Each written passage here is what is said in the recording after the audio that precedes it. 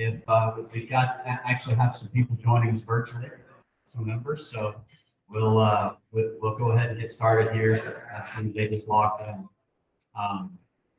But first and foremost, I'd like to thank you all for being here. We appreciate it. We'll have some fun tonight. It's been a really exciting time for us. Seeing the transition happen. So we really appreciate you for being here. Also, we appreciate your patience. We know it's not easy to lose part of a golf season, for sure. But I think that what you'll find is the end product. I think you'll really enjoy, and I think what you see tonight while the tour will be enlightening to you, and I think you'll like it. When this whole process started, I don't like to look at these pictures very often, but I keep some of them around so we can see where kind of where we came from. We definitely had our turf struggles through the last few seasons. And, with good conditions in April, May, June, and that really struggled through, July, August, and September. So these ebbs and flows, we know are frustrating for the membership. We know are frustrating for us. And we have been discussing this project for quite a while. One of the thoughts was, can we get through the 2024 PGA Championship and do it? And, once we had the year in 2019 and still saw some, and John came on board and new set of eyes. It was just some issues that we were combating that we couldn't really overcome. So when we presented that to the PGA, they said we need to go ahead and do this now. The membership deserves better. We need to have course conditions that they're going to enjoy and be proud of. So that's really why the project was bumped up to where it is here in 2021. It kind of came along pretty quickly. But we're hoping that these types of things, or at least to this degree, are in the past. We know that Mark Wilson, our former superintendent, used to always tell me that hey, that's a living and breathing thing. What do you want me to do with it? Roll it out in the morning and roll it up at night. So there are always going to be some challenges. So what I want to do is we want to turn it over to John, our Superintendent John Ballard, here in just a moment. And he'll kind of walk us through some of the things that we're doing so far and some of the things that you'll be able to see in the future. And then what we'll do is we'll spend a little bit of time taking a few questions in here, and then we'll run out of the golf course and actually look at some of the work that we've been doing on the back. Okay, turn it over to John. Thank you, Keith. What's interesting, I was just thinking of this, the last time I was in this room speaking, we had all just come on board this like fall of 2019, and I haven't done this again until now, so it'd be interesting to see the next time I'm in here what I'm talking about. But now we're excited. I think our staff is extremely excited about what's going on this week in particular, and what we're getting ready to go see kind of made it all worthwhile. There's a lot that leads up to actually getting grass on the ground. You hear, hey, when's the sod coming? When's the sod coming? That kind of thing. But we've been preparing for this for really over a year in terms of presenting it to the PGA, getting contractors on board, bids, having those accepted, getting the project started the 1st of August, and all the work that goes into it. And then to finally see the grass arrive this week, I think was just kind of one of those moments where you say, wow, this is why we're doing it and things like that. And I think you'll see that when you get out there. But what we wanted to do is just touch on a couple of things that we did through the process. First thing we had to do was eradicate the fairways. So we went out and took care of that with both on the fairways, all the bed surfaces except for the putting greens. Then what I really wanted to do is get in there and sort of amend the soil that was in there. We used this machine called Shockwave and try to deal a lot of vertical type disruption. We've got about a 4-inch sand cap before we sit on native clay soil. And so I want to do as much up and down movement as I could prior to the sod coming in, because once that gets laid, we really want to kind of be hands off on it. So we did that. I think I feel the clicker there. And then once it was killed out, we started stripping the grass. And so we'll actually see this when we get down to 15 today, but this is a Coro machine. It basically is a large sod cutter. It uses this conveyor belt, throws it up into this material handler. And this is on number 18 right here. It's actually one of the first ones we started on. So what's kind of on your left is the dead turf, and then the strip that the machine is making is what's removing all that dead grass that's right there. So pretty neat process. Click it. One more. So here they are kind of stripped out, kind of muddy. This is 17 on the left. Actually, I think it's 17 is both of them. So 17 on the left and then kind of looking back. And so what we were left with, once we stripped all that grass up, we had essentially kind of this matte organic layer of all the root systems and things like that that grass had, a little bit of sand, and then again, our native clay soils. And so we wanted to come in and do a lot of amending, but this is then loading up the sod. Drainage was a huge piece. I know Valhalla has been working on drainage since 2011. Roger Meyer really kind of started that process, sort of 10 years in the making. And anybody who's been here for a little while knows that process. But we really wanted to beef up some additional areas, particularly our approaches. We think with this new grass and the zoysia, the way that the ball is played around the greens will be one to where the ball really moves away from them. And we wanted to make sure that it was nice and dry. A lot of times in the summer with bent, balls tend to kind of stick, and maybe a shot that was 3 feet off the green kind of is now only 5 feet. Well, we think a shot that's 3 feet with some movement may end up 15, 20 feet away. And so we wanted to add some of this drainage, and this is them working here on 15. All this has to be done before the sod goes down. So here's a cool little video we shot the other day. This is actually on 17. I certainly wish we were moving this fast, but we're not. It's kind of a cool video to show what it is. But these are the guys laying out the sod, moving down the fairway. Some of our guys doing some of the watering.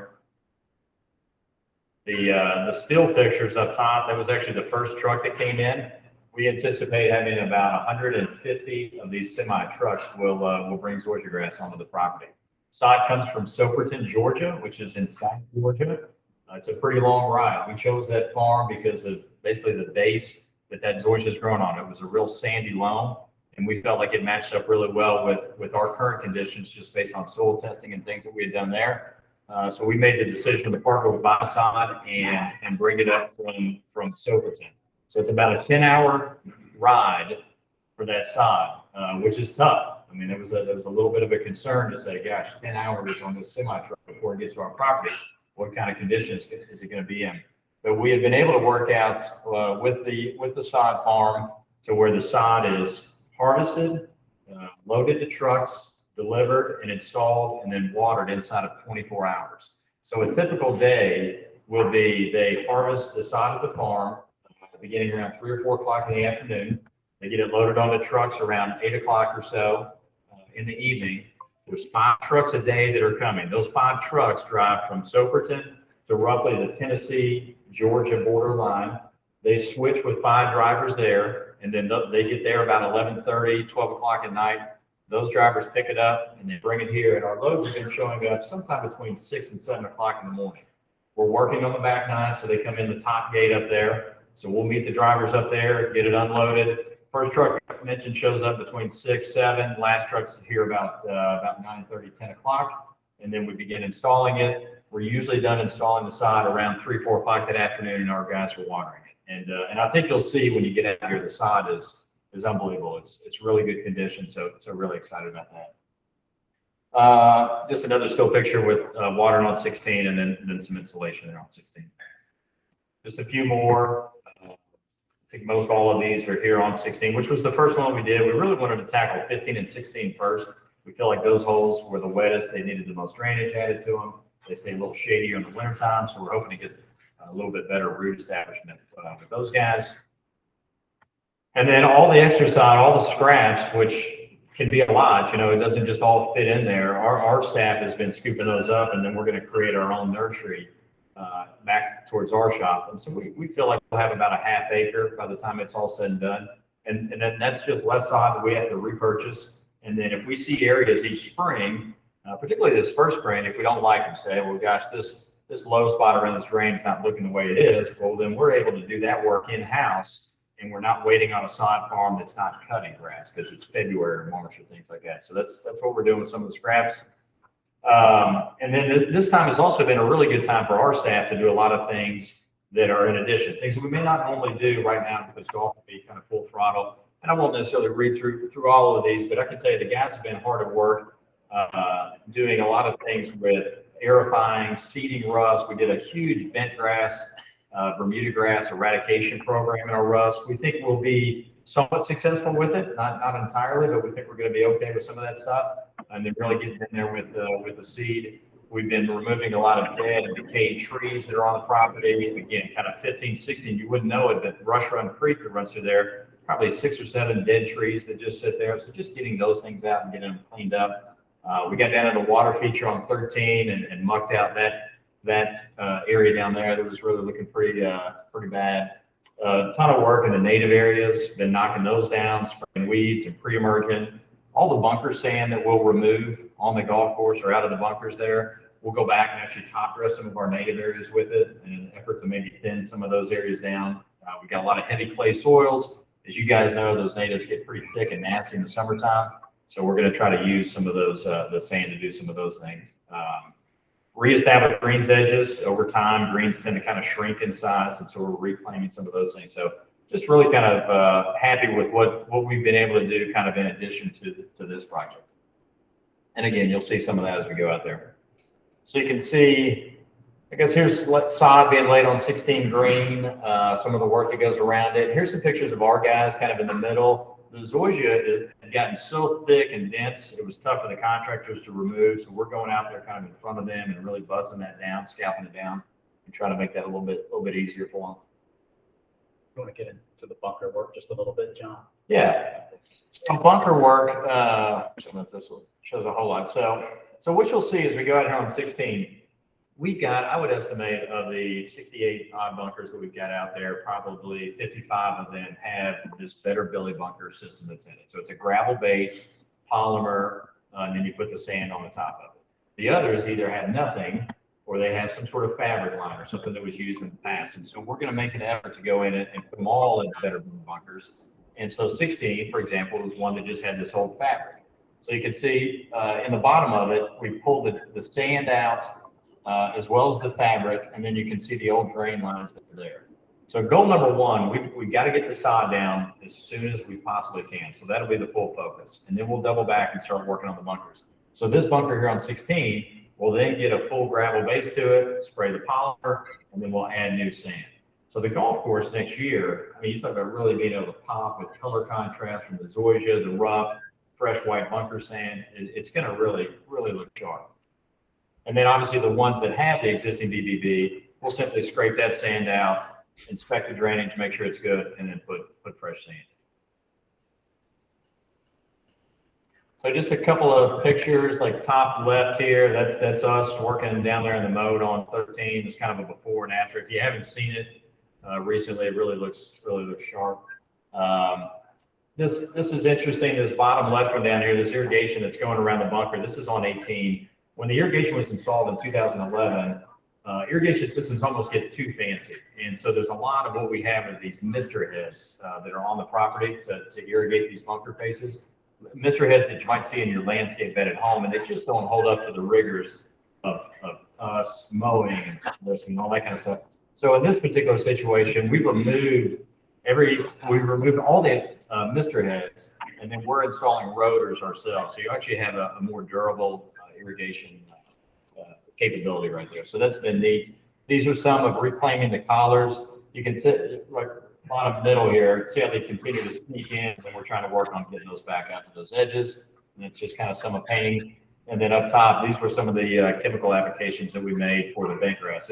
You don't know how much bent grass and Bermuda grass you have until you spray it and it turns white. You're like, oh, that's a little bit more than what we thought. So that'll be good. We know we don't like to play out of bent grass. Aerifying, that's just standard stuff. We normally would probably have waited till later in the season till that was over, but we've had an opportunity to do it now. We'll actually probably try to get in a couple of core aerifications, something that we typically don't do in the fall, but try to do some things like that.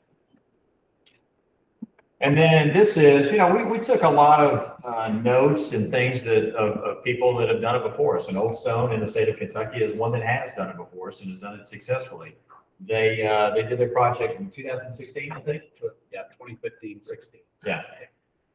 And these guys, ironically enough, they started their project post-Thanksgiving. They stripped their bent grass fairways and they laid all their Zeon zoysia sod dormant. So it all came in dormant, brown, and things like that. We're pretty successful with it. So we're going a little bit earlier, which gives us a little bit more confidence. But if you've ever been down there to play, a superior surface for sure. And then here's just one of what we had done here. You know, I don't think that Keith or Roger, anybody kind of took this lightly and just sort of made this change. So if you've been down to the east end, you've seen the Xeon for some time now, whether it's on the east end or practice facility. So the Xeon's been on property for 3 years now.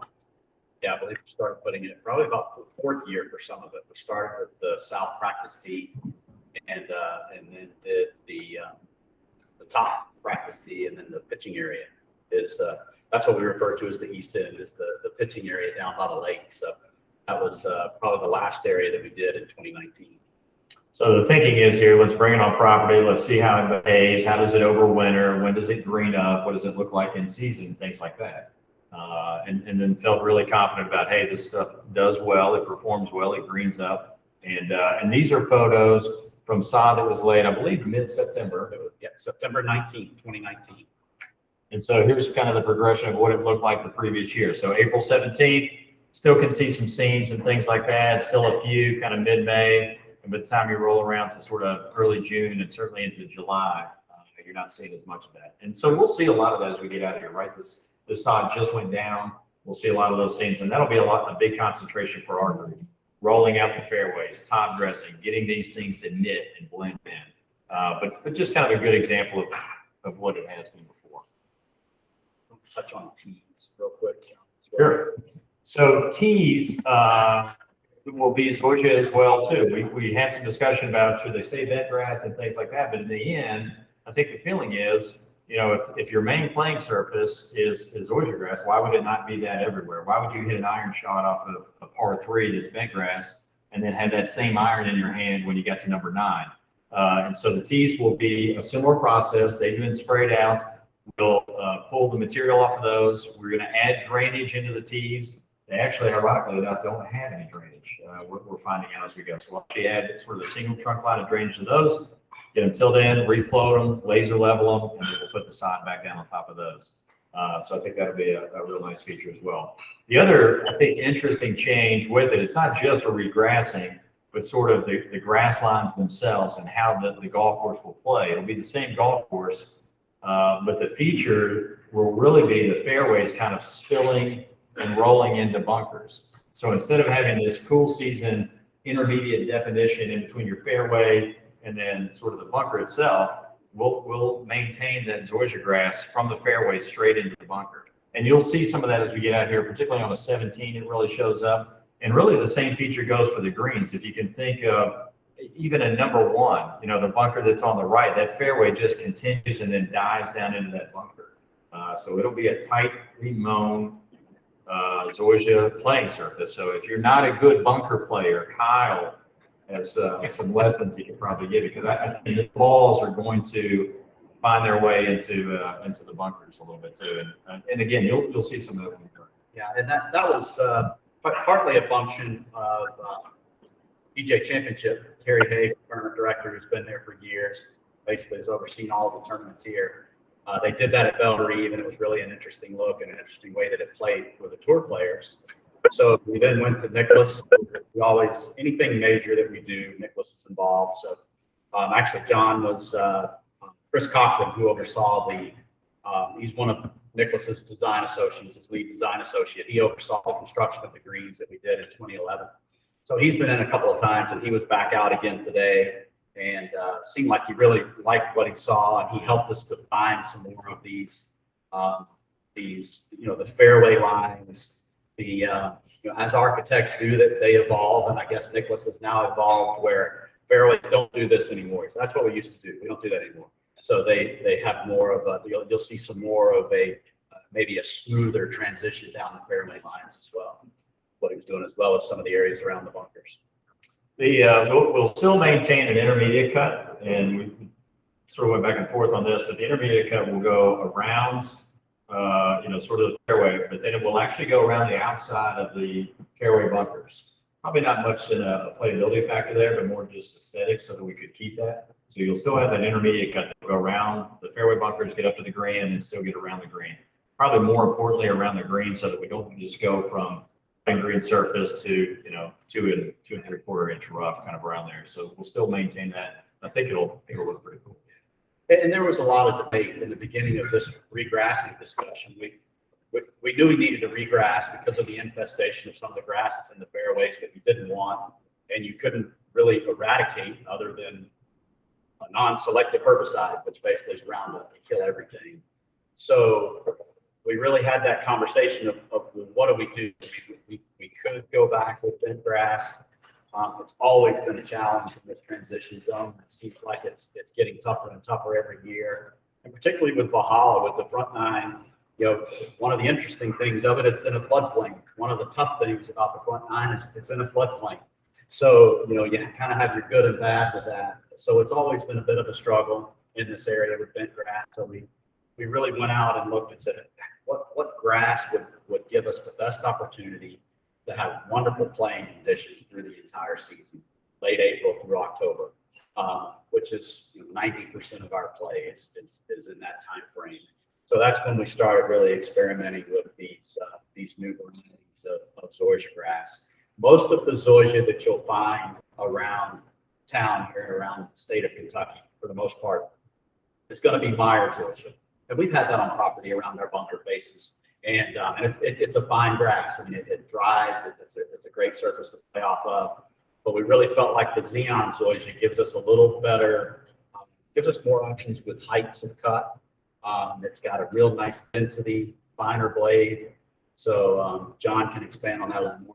That's where our thought process was when the whole project came about. It wasn't, we didn't absolutely eliminate bent grass. Like, okay, we're just going away. But when we looked at it, we really felt like in total, our best move would be to have a grass that's going to thrive in the harvest instead of us trying to just try to make it survive to September, late September. So. Yeah, but for anybody who's played out here bent grass in the summertime, even if you didn't have turf decline, it stays typically a little bit wetter. Cards are restricted on really hot days and things like that. And those are things that will move past, and you just won't have that. Keith mentioned the Meyer zoysia. I came from Audubon Country Club, Meyer zoysia. I think if anybody plays in town, Firstborn, Big Spring, things like that, will be different.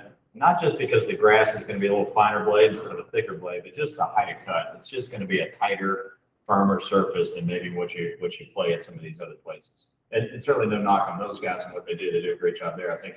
But that will differentiate us from the others. So, what questions do you all have? We'll answer a few questions here, then we'll jump out and do a tour. Yes, sir, Mr. Perry. My question is, this strand of, does it turn brown like Big Springs and Firstborn blue in the winter as well?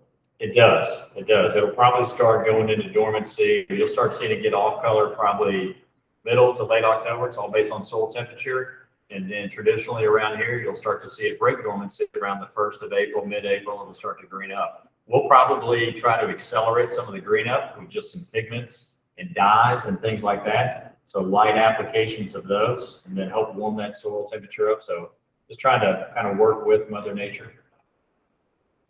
As you saw, we had some slides up there with Old Stone. Kevin, the golf professional general manager down there, has become my best friend. I come all the time. So I've been down probably 3 or 4 times over the last 3 years. And that was one of my questions, is how to play in the wintertime. And he actually said that the Zeon is a little different in that it's dense, it's more dense. He said he actually enjoyed playing it when it was dormant. He felt like it almost played firmer and faster at times in the winter than it did in the summertime. So that was very interesting to me. I did not expect that. So hopefully we'll get the same results here that they get at Old Stone. And even the winter golf, while it's brown, should be a fun surface to play on. A lot of courses here that have the Myers, the club that I'm a member of, they have to remove a lot of trees. It's not in shape. Is that going to be? I mean, our backside here, the back 9, it's got beautiful trees, and it's different play over there. Is that going to be a concern? No, I don't think so. We'll be cognizant of trees that might create those issues, but Zeon is more shade tolerant than Myers is. In fact, if you go a lot of places maybe further south that have Bermuda grass, Bermuda tees, Bermuda fairways, they'll actually put Xeon in on some of their more shaded tees. So we feel pretty confident it'll do well. I was just curious, when you were cutting up that grass, did you get any insight on maybe why there was troubles out here? So we'll go back, seeing, about a little bit. I think you got where you had poor drainage conditions, there was a little bit, but some of it was just the different. If we had one solid stand bent grass, we probably had a much better fighting chance. But the contamination of the Potrivialis over the years, the introduction of the annual bluegrass weevil into this entire region, the last little bit had provided some huge challenges. I think those two things in particular made it awfully tough. And that's really those two combined are what made the decision that you had to regrass with something, be it bent grass or zoysia grass. There was really no option. We had to do something. We had to kill it all out at some point and redo it. So those were the challenges that really forced our hand more or less to do that. I have two questions. One, can you kind of talk about the health course conditions you anticipate with the new grass as compared to the bent grass? I think I heard passion for anything else. And the second is, to get this question from all my other contracts, other courses that have the same grass, this friend of mine, so where can it go to be done? I'll take the first one. So I think just to continue on that, just firmer and faster conditions. Right? That's what we all strive for. Mother Nature is going to dictate the most, but we continue to invest in that, whether it's with this grass or high cut, the drainage systems that we have, those types of things, because that's what we strive for all the time. That, and then in addition to sort of that new feature, the fairways kind of rolling into the bunkers. You think about a hole like, number 4, where that's a pretty steep slope on that left fairway bunker, where you might hang up. Well, now you won't hang up. It'll be down in that bunker every time. Yeah, as far as some other courses, the Alotian Club, which is golf, and I think they're maybe top 40. Very, very good club in Arkansas. There's several in Texas. Whispering Pines. Kyle actually took a group of members to play in a tournament at Whispering Pines, and they were just blown away by it. Old Stone, obviously, very. Paynes Valley they have some Xeon, but I think there's some of theirs is maybe Meyer too. Yeah. And then there's several others that have I call it the cousin of Xeon zoysia. It's called Soro. So both Z's. I don't know what's with the Z's with these hybrids or these new zoysias, but looks very similar. They have that down at Atlanta Athletic Club that they just played on. And it was interesting. I asked Kerry Hay. So how do the tour players, how do they like zoysia? And I wasn't sure what his response would be. And he said, "You kidding? They love it. You get a perfect line every time." He said they love it still. So that made me feel better from a playing standpoint of it being a playing surface that people can trust to really be something special. So there's a number of great clubs that have the Xeon, and there's others that have gone to more of the finer zoysias as well. John, we found an updated what we get done. Yeah, so our goal is to get the back 9 done, and we wanted to specifically start all these holes on 15 and 16. So we're kind of all back in this corner back here right now, and then working our way out. Our target goal is still to have the back 9 solid by the end of October, middle end of October, right in there, that time frame. If you think about it, I've mentioned this to a couple of people, but the sod is like the last piece. Everybody is excited. When's the sod coming? When's the sod coming?